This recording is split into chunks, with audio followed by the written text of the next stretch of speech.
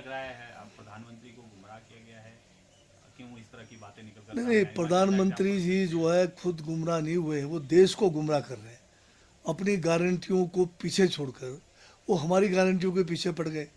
और उसमें भी उनको ये पूछना चाहता हूँ कि हमारा राजस्थान में जो है पुरानी पेंशन योजना कांग्रेस की सरकार ने बहाल किया। जैसे ही राजस्थान में इनकी सरकार आई, उसको इन्होंने वापस ले लिया। अब मोदी जी के पास अब जुमले ख़त्म हो गए हैं, गुमराह करने के मसाले भी ख़त्म हो गए हैं।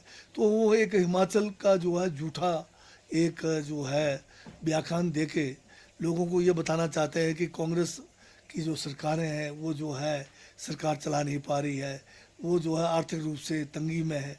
तो इस तरह से गलत बयान करके वो जो है दूसरे स्टेट्स में जहाँ इलेक्शंस हो रहे हैं उनको ये दर्शाना चाहते हैं कि भाई तुम अगर बीजेपी की सरकार नहीं आएगी तो तुम्हारा हाल ख़राब होगा। जबकि कारण और है, क्योंकि बीजेपी रूल स्टेट्स जो है आज जिस तरह से बुरे हालात उनकी आर्थिकी का है, महाराष्ट्र में उनके हाल ख़राब है, उनके हाल ख़राब जो है हरियाणा में बुरी तरह से हाल ख़राब था आर्थिक रूप से, ये मध्य प्रदेश के अंदर है। जो कांग्रेस की योजनाएं हैं, आज उन्हीं योजनाओं को थोड़ा बहुत जो है उसको पॉलिश करके वही बात वो ये लोग आगे कह रहे हैं। अगर ये लोग करें, अगर उसका जैसे हम अगर महिलाओं के समान राशि करें और ये लाडली बहन के नाम से करें तो वो ठीक है, पर अगर हम करें तो वो गलत हो जाता है। तो ये है इसकी मतलब। मोदी जी अब थक चुके हैं, अब जुमले भी ख़त्म हो चुके हैं। अब जो है पता नहीं, अब कहीं ना कहीं फिर पाकिस्तान का डर दिखाएंगे या चीन का डर तो दिखा नहीं सकते। चीन जो है सारा हमारा जो है ना घुसा ना घुसने वाली बात ये कह गए थे। और आजकल कह रहे हैं कि हम उनसे जो है बातचीत कर रहे हैं कि ताकि हम जो है सीमा के ऊपर जो है उनके साथ बातचीत करके जो सीमा के हमारे विवाद है उसको सुलझाएंगे। जब घुसा ही नहीं तो फिर किस चीज़ का विवाद था? इसका मतलब साफ हो गया कि देश को भाजपा की सरकार ने गुमराह किया। चीन ने जो है 2020 से लगातार हमारे चाहे लद्दाख के अंदर हो, चाहे हमारे अरुणाचल प्रदेश के अंदर हो, हमारी सीमाओं के अंदर ये घुस कर आए, बहुत बड़ा भूभाग हमारा इन्होंने हड़प लिया। अब मोदी जी कह रहे हैं कि हम उनके साथ बातचीत कर रहे हैं। और मैं ये गारंटी के साथ कह सकता हूँ कि वो लोग जो जितना अंदर घुस कर आए, 1 इंच बाहर नहीं जा रहे। ये लोग अपना जो है देश को गुमराह करके ये दिखाने की कोशिश कर रहे हैं कि चीन के साथ अब दोस्ताना वो चल रहा है। सर, नेता भी अब नेता प्रतिपक्ष जयराम जी के बारे में ज़्यादा बोलना भी नहीं चाहिए, क्योंकि जयराम जी आजकल जो है बेले बैठे हुए हैं। उनके पास नुक्ताचीनी के सिवाय कोई काम बचा भी नहीं है। अगर किसी ज्वलंत विषय को लेके बात करें तो हम थोड़ा उनको जो है सीरियसली ले भी लें, परंतु रोज़ उनको कुछ ना कुछ कहने की आदत पड़ गई है। और जब अपने कार्यकाल की बात उसके बारे में ये जो है कुछ भी नहीं बताएंगे। अभी आप देख लीजिए रोज़ जयराम जी का स्टेटमेंट आता है कि ये सरकार गिर गई। अब वो बोलते बोलते थक गए। अब उसको अब पीछे छोड़ के आजकल ये बोलना शुरू हुआ कि 2 साल में कुछ नहीं हुआ और कोई गारंटी पूरी नहीं हुई।